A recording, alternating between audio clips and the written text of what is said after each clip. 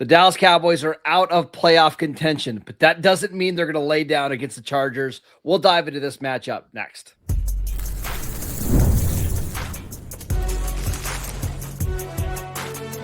You are Locked On NFL Crossover, part of the Locked On Podcast Network. Your team every day. Welcome back to this crossover edition of the Locked On Chargers and Locked On Cowboys podcast, part of the Locked On Podcast Network, your team every day. We'd like to thank you for making us the #1 sports podcast network. And Crossover Thursday is presented by Prize Picks. Download the Prize Picks app today. Use promo code LOCKEDONNFL to get $50 in lineups after you play your first $5 lineup. Welcome back. I am your host, Marcus Mosher from Locked On Cowboys. He is the great David Droegemeier from Locked On Chargers. And on today's show, we're going to talk about the biggest matchups to watch, the keys to victory, and the biggest storylines between the Cowboys and Chargers in this Sunday afternoon matchup. David, let's start with your Chargers because you are going to the playoffs. You have the better team right now. You're also the road team in this one. What's the biggest storyline for this Chargers team as we inch closer to the postseason? Yeah, so for the Chargers, the biggest storyline here definitely is, they've had a couple of really good performances back-to-back defensively, but they haven't been going up against offenses the caliber of the Dallas Cowboys. So this is a true litmus test for this Chargers defense to really be able to stake the claim that they are for real, because this Cowboys offense is fantastic. I mean, there's really no way around it. The problem is, they've struggled against the good offenses. They've allowed 38 to the Colts, 35 to the Jaguars. This is the best offense that they're probably are going to play, so far and this year, probably. I mean, it's a fantastic offense. They got to prove that they can handle with these type of offenses in the playoffs.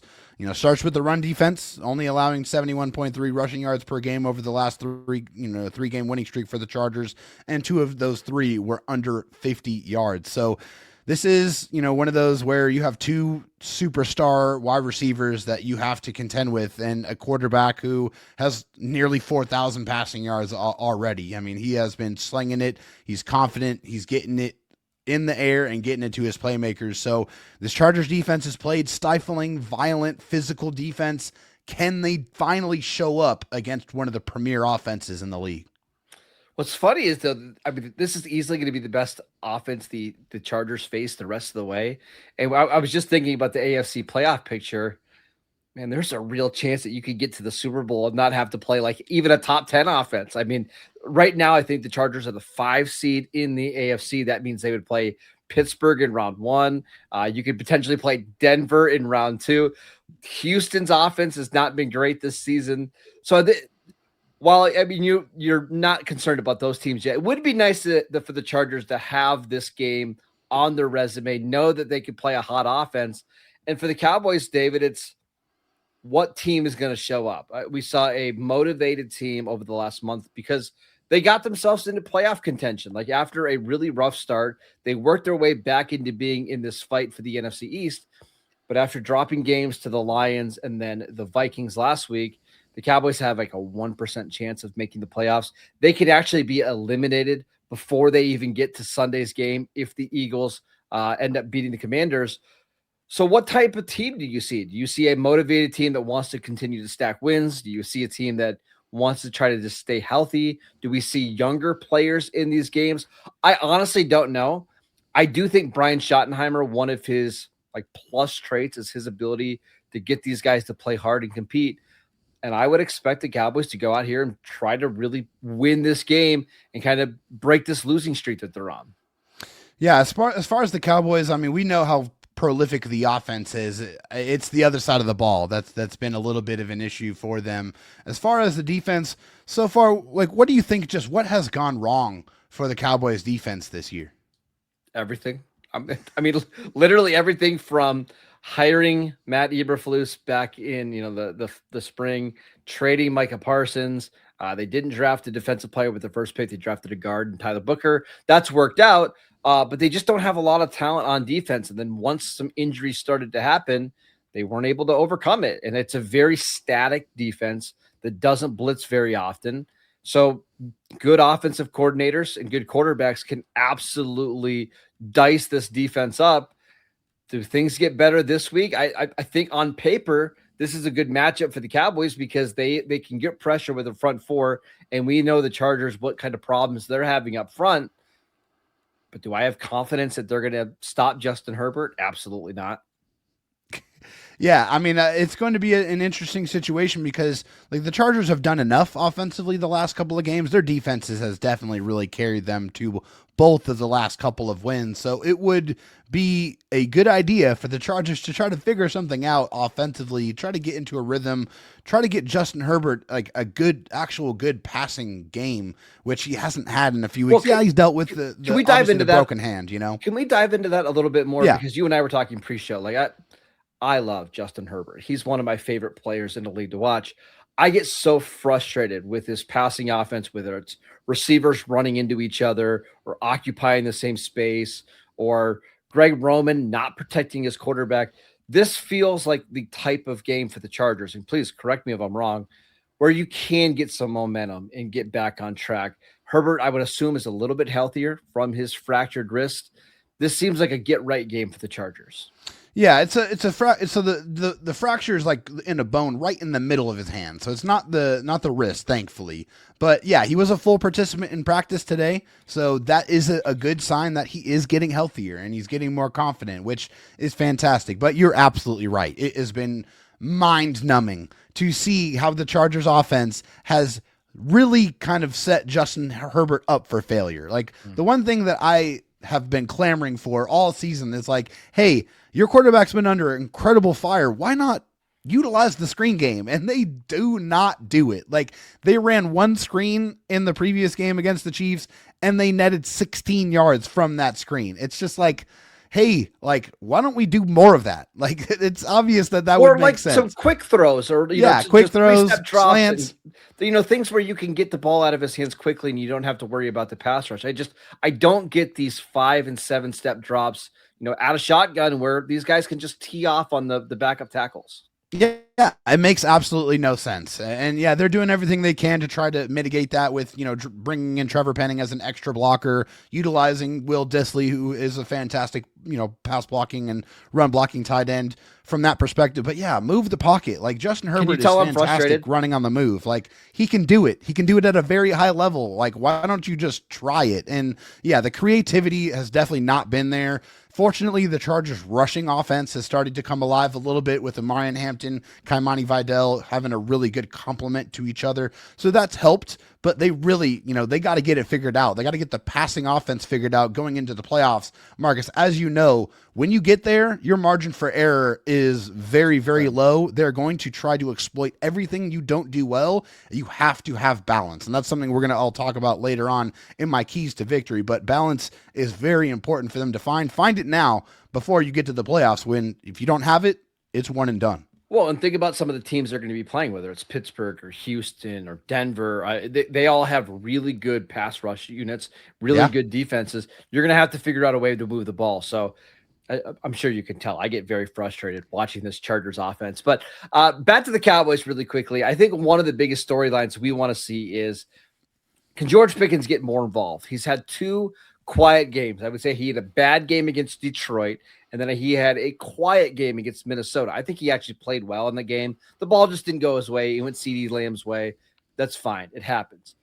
This is a really, I was going to say, I don't think it's the most talented secondary, and correct me if I'm wrong, but it's very fundamentally sound. They just don't give up a bunch of big plays. Guys are going to be in the right spots. You saw the Philadelphia game. Like they'll make plays in the secondary. But with CeeDee Lamb and George Pickens, on paper, they have the advantage talent-wise, and I would like to see them go out and actually dominate. The Chargers are going to be very, very physical with these receivers. Jesse Minter is going to have a really good game plan in place. I still want to see these guys go out and have big days on Sunday. Yeah, I mean, that's obviously going to be a matchup that we're going to be talking about, and that's a matchup that could determine how this game shakes out ultimately on Sunday. All right, let's talk about some of the biggest matchups to watch on Sunday. I would like to talk about the Cowboys' defensive line against that suspect, the right word for the Chargers' offensive line. That's generous. As I say, that might be a little bit too kind. We'll talk about that and more next. This episode is brought to you by Prize Picks. The holiday season is one of the best time for sports, bowl games, big basketball matchups, playoff pushes, and it's all happening at once. And while we're all making choices every single day, one of the most fun places to make the right call is on Prize Picks. Prize Picks is the easiest way to get in on daily fantasy. Just pick more or less on at least 2 player projections, lock in your lineup, and you're in the game. It's simple, it's fast, and it's available in 45 states, including California, Texas, Florida, and Georgia. Prize Picks has added an extra layer of excitement to the holiday sports schedule, and creating a lineup takes less than a minute, and the app makes the whole process incredibly smooth. So download the Prize Picks app today. Use promo code LOCKEDONNFL to get $50 in lineups after you play your first $5 lineup. That's promo code LOCKEDONNFL to get $50 in lineups after you play your first $5 lineup. Prize Picks, it's good to be right. Welcome back to this crossover edition of the Locked On Chargers and Locked On Cowboys podcast. We'd like to thank you for making us your first listen every single day. And now is the best time to be a part of the Everydayer Club. For just $5 a month or $50 a year, you can get our shows ad-free, no interruptions, plus members-only Discord access and so much more. So check out the link in the show notes to learn more about the Everydayer Club for the Locked On Cowboys podcast and the Locked On Chargers podcast. All right, Dave, let's talk about some of the biggest matchups that you are excited to watch. What do you got?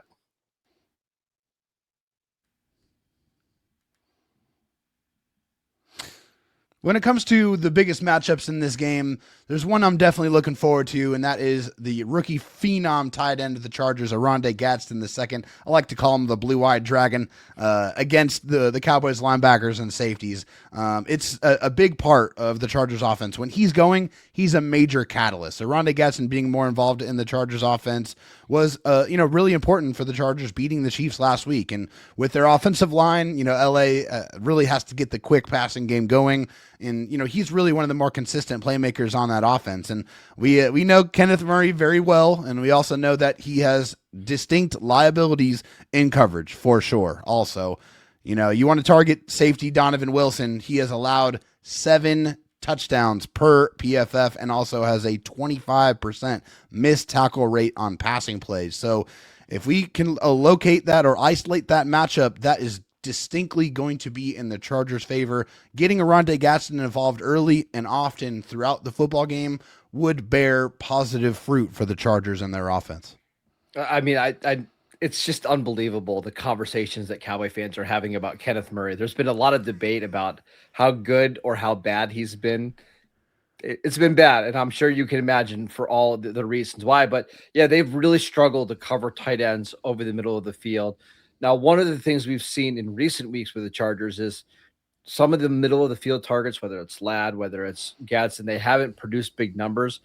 And I would have chalked that up probably to the offensive line. And that's where I'm looking here. It's, can the Cowboys defensive line with Kenny Clark, Osa Odighizuwa? I don't think Quinnen Williams is going to play in this game, but we'll see. That's big. And that's massive. It completely changes the game. But can those guys up front create quick pressure, make Justin Herbert get rid of the ball, make him hold on to the ball and take some sacks? If the answer is no, I think Herbert's going to have a huge day. But if they can get some pressure, I expect this to be a very, very close game. Yeah, I think it's going to be a hellacious matchup for sure. I mean, both of these football teams believe in building from the spine, right? They want their offensive line, defensive line to be the ones that are dictating what they do in this football game. So it's going to be critically important how the Chargers are able to go up against those Kenny Clarks and, just the fantastic disruptive defensive linemen that the Cowboys are bringing to the table. They don't really have a lot of sacks. They don't get a ton of sack number pressure. So that bodes well. But if we're looking at deficiencies and areas of weakness for the Chargers, it's definitely on the interior of the offensive line. I mean, Bradley Bozeman has been mostly down. He's had a couple of decent games, but it's been, way too much just empty pressure. Guys going straight through and getting through the A gap straight into Justin Herbert's face, and that just can't happen. Like the protection breakdowns, it can't happen against this type of defense. Like you have to be able to get the ball out, you have to be able to protect him. I think another matchup for me that's going to be very important, I kind of alluded to a little bit, is obviously the Chargers corners against CeeDee Lamb and George Pickens. I mean, two of the absolute best in the league and the most receiving yards, more than any other receiving duo in the NFL, both rank in the top 8. Pickens has over 1,200 yards. Lamb's about to go over 1,000 here very soon. So the Chargers cornerback trio of Cam Hart, Tariq Still, and Dante Jackson are going to be tested. The Chargers defense, they do a great job of keeping a roof over the coverage and not allowing those big explosive plays. They want to make you execute death by 1,000 paper cuts. You have to be precise. They want you to be able to dink and dunk all the way down the field. They are depending and waiting on your quarterback to get frustrated, try to throw it into a situation where it is not to their benefit, and look for the Chargers to take the football away, which they've done at a very good clip the last few weeks. So I actually live up here in Erie, Pennsylvania, about 2 hours away from where Pittsburgh does their training camp. And I got to see in 2024 George Pickens against Dante Jackson a lot. Those guys went up one-on-one almost every single day in practice. And it was hilarious watching that matchup because it favored Pickens. He was just little brothering him all practice long. But I think Jackson's playing some of the best football of his career in this Jesse Minter defense. Now I think the way to maybe beat him is to try to get him on slants and make him tackle. He's just not the best tackling cornerback out there. He's fairly small. And that's where I expect the Cowboys to try to beat this Chargers, is underneath it, lots of slants and screens to get the ball into Pickens and CeeDee Lamb's hands. I'm really curious to see if the Cowboys can run the ball. I remember watching the Commanders play the Chargers earlier this year, and the Commanders ran all over them. I do think you can run against this defensive line. The Chargers aren't going to load the box. They're going to play a little bit more coverage and force you, like you're right, to have these 12 and 14 play drives. Can the Cowboys stick with that? Can they stick with the run game? Javonte Williams has been dealing with a bit of a shoulder issue. Hunter Lipke, their fullback, he's in concussion protocol. I don't expect him to play this week, but I do expect the Cowboys to really try to grind this one out and run the ball.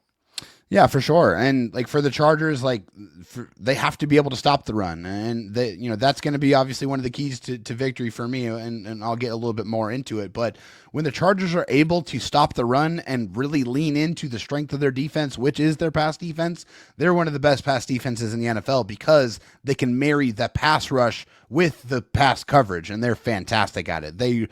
Especially when they're in those advantageous down and distances, those 3rd and 6, 3rd and 7 or longer, they have 3 legitimate edge rushers that can cause real havoc. With Odafe Owe, who they traded for from the Baltimore Ravens, who has 7 sacks, Tuli Tuipulotu, who has 12 sacks and has been going crazy, and Khalil Mack, who has still been providing excellent pressure numbers, although the sack numbers might not be there. He has been very productive in that pursuit. So stopping the run and not allowing that offense to be balanced is going to be something that's going to be critically important for the Chargers. If they want to win this football game, they have to stop the run. They know the Cowboys are going to try to lean on them and try to do that.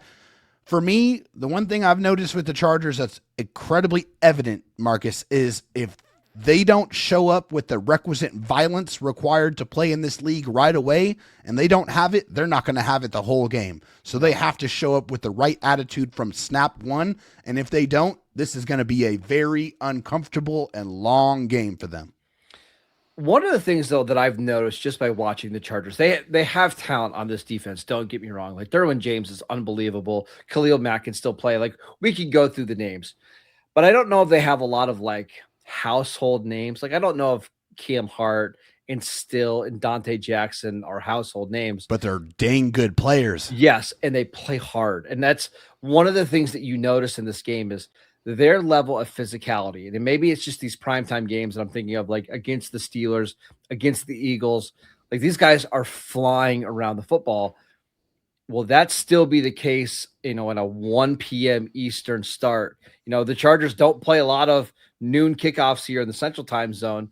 Can they have that kind of mentality against a team that's out of playoff contention? Are they looking ahead to some of these other matchups? I believe they play the Texans the following week and then Denver to close out the season. Is this a trap game? I don't know. I think you're going to find out a lot about this Chargers team coming out of week 16. I agree completely. It's going to really dictate and show us who they are and how focused they are, because they definitely cannot overlook the Dallas Cowboys, no matter if they're in contention or not. This is a very dangerous football team with weapons that you have to respect, and you have to show up and show them the proper respect, because if you don't, you are going to drop a game that, I guess the experts are giving the Cowboys the edge. They, for some reason, and honestly, no disrespect, I don't understand it. I mean, the Chargers are 10-4. The Cowboys are pretty much out of playoff contention. I don't get it. So, you got to prove them wrong. Right? Show up and continue to prove them wrong that you are the football team that should be winning this game, and that requires their full attention on this matchup. Yeah, right now on FanDuel, the Cowboys are 2.5-point favorites over the Chargers. A very interesting line. We'll talk about some keys to victory for both the Cowboys and the Chargers next.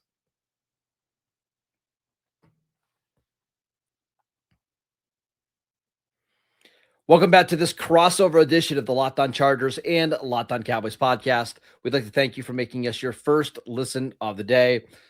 All right, David, let's start with the Cowboys here. For the Cowboys to win this game, they're going to have to play very clean football.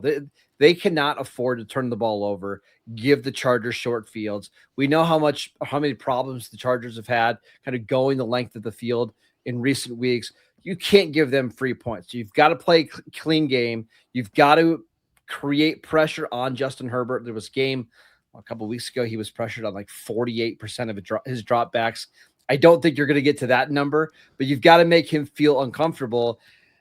And then you need Dak Prescott, CeeDee Lamb, and George Pickens to play like superstars, and they need to be able to outduel Justin Herbert. And that's been a problem this year. Not that Dak hasn't played well. He's got a passer rating of like 100 this year, but opposing quarterbacks have a passer rating of 109 against the Cowboys this year.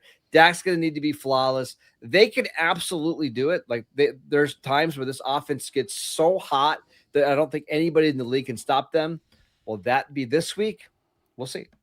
Yeah, no question. It's going to be a very interesting challenge. I think for me, starting with my first key to success or key to victory here for the Chargers is you got to win the battle of the red zone. Against a high scoring team like this, you're going to give up yards, but you got to keep them out of the end zone to win. The Cowboys were held to 2 of 5 in the red zone last week, under 42% red zone touchdown percentage over the last three weeks, which ranks 26th in the NFL. The Chargers have had their own offensive struggles all season in the red zone. They have not really been able to run the ball in the red zone either. 30th in touchdown red zone scoring percentage there. And as far as Dallas, they're giving up quite a bit in the red zone. They're 30th in the NFL, giving up a red zone touchdown percentage of over 72%, and it's over 80% the last 3 games. So it has been a huge problem for them. And the Chargers have been 5th best in the league at preventing touchdowns, allowing only 51.16% touchdowns allowed whenever opponents get in the red zone. They've been able to get there, but they have not had a lot of success being able to punch it in. So the team that's going to be able to prevent touchdowns and score touchdowns when you get there is going to be the team that wins the game. Really quickly, just for the stakes of this game, the Cowboys aren't going to make the playoffs, but I do think Brian Schottenheimer is really going to try to get that first winning season. They could get to 9-7-1 if they win their final 3 games, and that's the Chargers, the Commanders on Christmas Day against Marcus Mariota, and then the Giants to finish the season. But for the Chargers, just how important is this game? Because to me, it certainly feels like they're going to be in the playoffs. They've already had 10 wins. They're going to win at least one more game. But in terms of seeding, how important is this game for LA?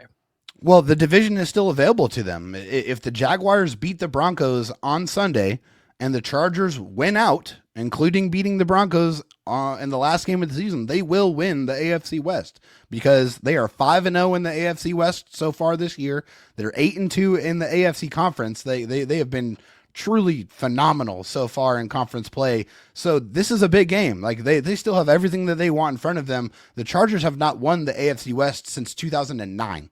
Like we're talking about 16 years here until they've done that. This game is very important because they still want to do that. Like Jim Harbaugh was brought in to win games, win division titles, win playoff games, and ultimately win a Super Bowl championship. So the fact that they still have the opportunity to do that means that they have to show up, and this game is still very important. Well, and we should also mention right now they are the 5 seed. They play the Texans next week.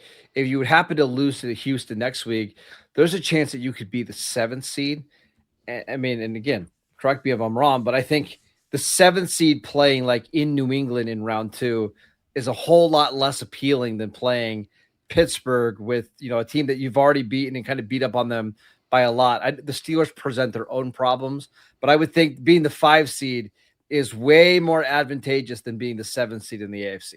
No question about it. I mean, who wants to travel to Foxborough in December and play football out there? January, nobody. yeah. Yeah, in January, nobody. I mean, that's not a fun place to play. So, and also an opponent that you don't really know what to expect, right? I mean, Drake May has had a great year. That offense is humming. The defense has, they've had a cake schedule. Like I think we can all agree and admit. But there's a that, chance that's Buffalo. There's a chance that you could be going to Buffalo. The Bills are not out of it as well. Yeah. I would much rather go against an immobile quarterback than a mobile quarterback. That's for sure. I mean, if you can go up against an Aaron Rodgers where they've already terrorized and they already beat, very quite easily, then yeah, absolutely sign me up for that. No question about it. I mean, I want that matchup. That's a matchup that would favor the Chargers. And for Justin Herbert, the one thing that has always plagued him has been his lack of success in the playoffs. So if they can get him teed up for a playoff victory, obviously that will help, but the goalposts, they always continue to change. It would just be, okay, now let's go to the title game. It's okay, now get a championship. So it never ends, right? And it never will until they win that Lombardi. But I think for me, the next